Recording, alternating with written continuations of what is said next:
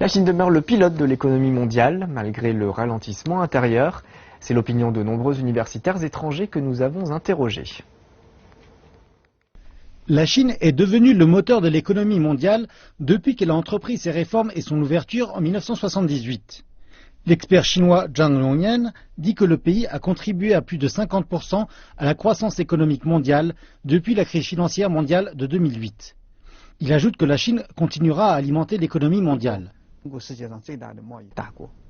La Chine est la principale nation commerciale du monde et cette position ne changera pas dans le futur proche.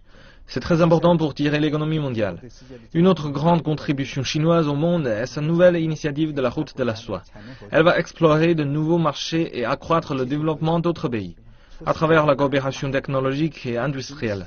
Par ailleurs, l'internationalisation du renminbi et son inclusion dans le système de droits de tirage spéciaux contribuent au secteur financier mondial. Des experts économiques turcs ont aussi salué les réformes du côté de l'offre, sur lesquelles la Chine va se concentrer cette année.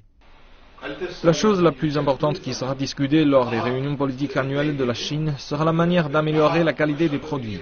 Si la qualité s'améliore, le marché mondial accueillera davantage des produits fabriqués en Chine. Et l'économie chinoise se fondera davantage dans l'économie mondiale.